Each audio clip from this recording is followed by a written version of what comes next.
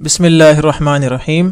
پیارے بچوں، کینٹیب پبلشر کی طرف سے آپ کو خوش آمدید۔ پیارے بچوں، اردو کی کتاب کے دوران جو کتابیں آپ کے پاس ہونی چاہیے ان میں سب سے پہلے اردو جماعت 7، اس کے ساتھ ساتھ ریسورس پیک ہونا چاہیے تاکہ آپ اس کتاب کو اچھی طرح سے سمجھ سکیں اور مشکل سوالات کو اس کی مدد سے آپ حل کر سکیں، اور کتاب کو مزید اچھی طرح سے سمجھنے کے لیے آپ کے پاس سمر پیک بھی ہونا چاہیے۔ آپ کو اردو کی کتاب میں خوش آمدید۔ آج ہم اپنے سبق نمبر 5 کا آغاز کریں گے، اور سبق کا نام ہے پرچم ہے چاند تارا، اور پہلے حصے میں ہم قواعد کو پڑھیں گے۔ اور آج کے حاصلات تعلم کیا ہیں؟ محاورہ کی پہچان کر سکیں، یعنی آپ کو یہ سکھائیں گے کہ محاورہ کسے کہتے ہیں اور آپ اس کو کیسے پہچان سکیں گے۔ سب سے پہلے ہم چلتے ہیں کتاب کی طرف، تو آپ اپنی کتابیں کھول لیں، اور کتاب کے سبق کے سب سے آخر میں قواعد کا حصہ ہے جس میں محاورہ کی تعریف کی گئی ہے۔ تو یاد رکھیں، ایک ہے لفظ کا اصل معنی اور ایک ہے مجازی معنی۔ پہلے آپ اس کو سمجھ لیں کہ اصل معنی کسے کہتے ہیں اور مجازی معنی کسے کہتے ہیں۔ آپ کا دھیان ہے؟ جی شاباش۔ دیکھیں بچوں، جب میں کہتا ہوں کہ شیر، کیا کہتا ہوں؟ شیر، تو آپ کے ذہن میں کیا آتا ہے؟ آپ کے ذہن میں جلدی سے جنگل میں رہنے والا ایک جانور آ جاتا ہے جو کہ بہت بہادر ہوتا ہے۔ یاد رکھیں کہ جب لفظ اپنے حقیقی معنی میں استعمال ہوتا ہے اسے ہم کہتے ہیں اصل معنی۔ جیسے مثال کے طور پر میں نے کیا مثال دی؟ شیر۔ شیر جب آپ بولتے ہیں تو آپ کے ذہن میں ایک جانور آتا ہے جو کہ بہت بہادر ہوتا ہے اور جو شکار کرتا ہے۔ تو یاد رکھیں، شیر کا اصل معنی ہے وہ جانور۔ لیکن اگر میں یہ کہتا ہوں کہ علی شیر ہے، علی شیر ہے، یا احمد شیر ہے، تو اس کا مطلب یہ نہیں ہوتا کہ وہ جانور ہے، بلکہ اس کا معنی یہ ہوتا ہے کہ وہ بہادر ہے۔ کیا معنی ہوتا ہے؟ کہ وہ بہادر ہے۔ اب شیر کا معنی جانور، یہ اس کا اصل معنی ہے، اور شیر کا مطلب بہادر، یہ اس کا مجازی معنی ہے۔ تو آپ کو سمجھ میں آ گیا کہ اصل معنی کسے کہتے ہیں اور مجازی معنی کسے کہتے ہیں۔ اب ہم چلتے ہیں محاورہ کی تعریف کی طرف۔ جب اسم اور فعل اپنے اصل معنی کی بجائے مجازی معنوں میں استعمال ہو تو اسے محاورہ کہا جاتا ہے۔ بہت آسان سی بات ہو گئی جب ہم نے شعر کا حقیقی اور مجازی معنی سیکھ لیا۔ تو جب اسم یا فعل اپنے اصل معنی سے ہٹ کر کسی مجازی معنی میں، کسی اور معنی میں استعمال ہو تو اسے ہم کہتے ہیں محاورہ۔ محاورے میں اسماء ایک سے زائد بھی ہو سکتے ہیں۔ محاورات کے الفاظ میں تبدیلی نہیں کی جا سکتی، یہ بہت اہم بات ہے۔ محاورہ جیسے ہے ویسے ہی ہوگا، اس کے الفاظ میں آپ تبدیلی نہیں کر سکتے۔ مثال کے طور پر پگڑی اتارنا یا پگڑی اچھالنا۔ یہاں پگڑی اتارنے کا مطلب پگڑی سر سے اتارنا نہیں بلکہ کسی کی بے عزتی کرنا ہے۔ اب آپ اس کو تبدیل نہیں کر سکتے۔ اسی طرح شیر و شکر ہونا، کیا لفظ ہے؟ شیر و شکر ہونا۔ یہ شیر و شکر نہیں ہے بلکہ کیا ہے؟ شیر و شکر ہونا۔ اور شیر کہتے ہیں دودھ کو، اور شکر کہتے ہیں چینی کو، اور میٹھی چیز جو چینی کی طرح ہوتی ہے، اور کس سے بنتی ہے؟ گنے کے جوس سے۔ گڑ اور شکر آپ نے دیکھے ہوں گے۔ شیر کہتے ہیں دودھ کو، اور اسی سے ہم نے ایک اور لفظ بھی سن رکھا ہے، شیر خورما۔ تو چلتے ہیں اس محاورے کی طرف۔ یہ محاورہ کیا ہے؟ شیر و شکر ہونا۔ اب شیر و شکر ہونا، اس کا معنی یہ نہیں ہے کہ ہم نے دودھ میں گڑ ملا دیا یا چینی ملا دی یا شکر ملا دی، ہرگز نہیں، بلکہ اس کا معنی ہے آپ اس میں محبت سے رہنا۔ اب اس کو آپ تبدیل نہیں کر سکتے۔ چلتے ہیں کتاب کی طرف۔ اسی طرح ہم شیر و شکر کا محاورہ استعمال کرتے ہیں، جس کا یہ مطلب ہرگز نہیں کہ دودھ اور چینی کو ملانا، بلکہ اس کا مفہوم ہے آپس میں محبت سے رہنا۔ ان محاورات میں الفاظ کا مطلب اپنے حقیقی معنوں سے مختلف ہے، جیسے کہ ہم نے بھی پڑھا، یعنی یہ ان کا مجازی مطلب ہے۔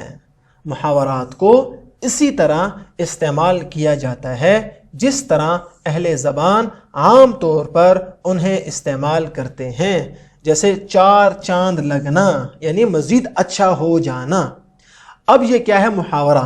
اس کو ہم ایسا نہیں کہہ سکتے 8 چاند لگنا، 16 چاند لگنا یا 20 چاند لگنا، ایسا نہیں ہے، بلکہ محاورہ ہمیشہ ایک ہی طرح ہوگا، اس میں آپ تبدیلی نہیں کر سکتے۔ اسی طرح ایک اور محاورہ ہے آسمان سر پر اٹھانا، یعنی بہت شور کرنا، آسمان سر پر اٹھانا، کسی کی بات نہ سننا، جو کہ یقیناً اچھی بات نہیں ہے۔ تو آسمان سر پر اٹھانا یہ محاورہ ہے، اس کو ہم زمین سر پہ اٹھانا یا سورج سر پہ اٹھانا یا کائنات سر پہ اٹھانا نہیں کہہ سکتے۔ کیوں؟ یہ محاورہ ہے، اور محاورے کے بارے میں ہم نے 2 چیزیں سیکھی۔ نمبر 1 کیا ہے کہ محاورہ میں لفظ یعنی اسم اور فعل اپنے حقیقی معنی سے ہٹ کر مجازی معنی کسی اور معنی میں استعمال ہوتا ہے۔ اور دوسری بات ہم نے کیا سیکھی کہ محاورے کے الفاظ کو ہم تبدیل نہیں کر سکتے۔ تو اگر بچوں آپ نے یہ دونوں باتیں سیکھ لی ہیں تو میری طرف سے آپ کو شاباش۔ اب چلتے ہیں اور کچھ محاورات کو اور ان کے مطلب کو دیکھتے ہیں۔ اپنی گلی میں کتا بھی شیر ہوتا ہے، کیا معنی؟ اپنے گھر میں کمزور بھی طاقتور ہوتا ہے۔ الٹا چور کوتوال کو ڈانٹے، اس کا معنی ہے اپنا قصور ہو اور دوسروں کو برا کہنا۔ اونچی دکان پھیکا پکوان، یعنی نام بڑا ہے لیکن کام کچھ نہیں ہے۔ اونٹ کے منہ میں زیرہ، یعنی بڑے پیٹ والے کو ذرا سی چیز کھانے کو دینا۔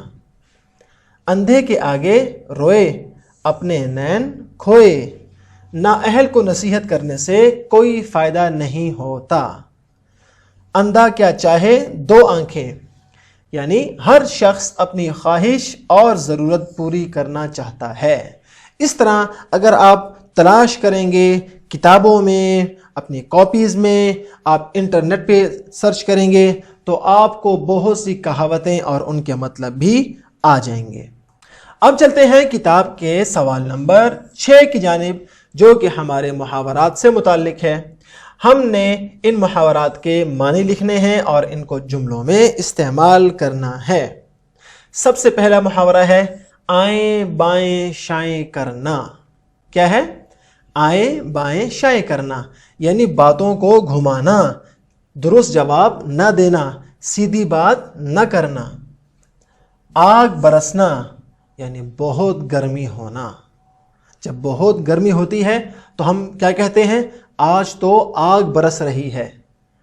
تو اس کا معنی حقیقی نہیں ہوتا بلکہ مجازی ہوتا ہے کہ آج بہت گرمی ہے۔ اوسان خطا ہونا، یعنی ذہن گڑبڑ ہو جانا، خیالات کا ڈگمگا جانا۔ اپنے منہ میاں مٹھو بننا، یعنی اپنی تعریف خود ہی کرنا۔ منہ کی کھانا، یعنی رسوا ہو جانا۔ تارے گننا، یعنی نیند نہ آنا، اور پھولے نہ سمانا، یعنی خوش ہونا۔ الفاظ کے معنی میں نے آپ کو بتا دیے، اب آپ نے ان کو جملوں میں استعمال کر کے دکھانا ہے۔ اور دیکھتے ہیں گھر کے کام کو، اور یہ گھر کا کام آپ کی کتاب سے لیا گیا ہے، اور یہ سوال نمبر 7 ہے، اور ہر سوال کے 4 جوابات دیے گئے ہیں، اور ہم نے ان میں سے درست جواب کو تلاش کرنا ہے۔ پہلا سوال ہے درست محاورے کی شناخت کریں۔ قلعی کھل جانا، کلی کھل جانا، کلی کا پھول بننا یا کلی اڑنا۔ سوال نمبر 2 ہے غضب ڈھانا کا مطلب ہے صدمہ ہونا، فساد برپا کرنا، ستم کرنا یا ہمت ہارنا۔ غضب کرنا لفظ ہی سے سمجھ میں آ رہا ہے کہ اس میں کوئی ظلم کی بات ہے، میں نے آپ کو اشارہ دے دیا۔ سوال نمبر 3 ہے، مناسب لفظ سے محاورہ مکمل کریں۔ جان میں ڈیش آنا، ہمت، قوت، سکون یا جان۔ میرا خیال ہے یہ درست ہے، آپ اس کو دوبارہ دیکھ لیں۔ سوال نمبر 4 ہے، در ذیل میں محاورہ ہے، ایک انار 100 بیمار، تختہ الٹنا، ملا کی دوڑ مسجد تک، یا نیکی کر دریا میں ڈال۔ آپ نے یہ دیکھنا ہے کہ ان میں سے محاورہ کون سا ہے۔ نمبر 5 ہے، محاورہ استعمال ہوتا ہے مجازی معنی میں، حقیقی معنوں میں، اصطلاحی معنوں میں یا مذکورہ تمام میں۔ یہ آپ نے چاروں جوابات دیکھنے ہیں اور درست کا آپ نے انتخاب کرنا ہے۔ تسوے بہانہ کا محاورہ کس موقع پر بولا جاتا ہے؟ جب کوئی جھوٹ موٹ کا روئے تو ہم کہتے ہیں یہ ٹسوے بہا رہا ہے۔ یہ جواب میں نے آپ کو بتا دیا۔ اور سوال نمبر 7 ہے، پاکستانی فوج نے دشمن کو عبرتناک شکست دی۔ اس جملے میں شکست دینا کے لیے درست محاورہ ہے دانت کھٹے کرنا، تباہ و برباد کرنا، ریزہ ریزہ کرنا یا تہس نہس کرنا۔ یہ بڑا اچھا اور عمدہ سوال ہے، آپ نے اس کو غور سے دیکھنا ہے اور اس میں محاورے کو آپ نے تلاش کرنا ہے۔ اور دوسرا گھر کا کام جو کہ سمر پیک سے لیا گیا ہے وہ کیا ہے؟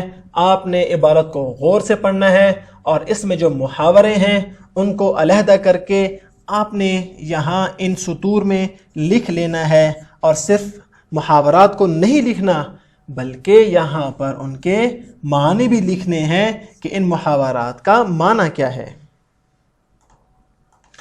تو آپ نے سبق سنا، آپ نے محاورہ سیکھا، آپ نے ان کو جملوں میں استعمال کرتے ہوئے بھی دیکھا، محاورات کے معنی بھی ہم نے آپ کو بتائے اور آپ کو گھر کے لیے گھر کا کام بھی دیا۔ امید ہے کہ آپ گھر کا کام ضرور کریں گے اور آج آپ کو سبق بھی ضرور سمجھ میں آیا ہوگا۔ اگلے سبق میں پھر ملاقات ہوگی۔ اللہ حافظ۔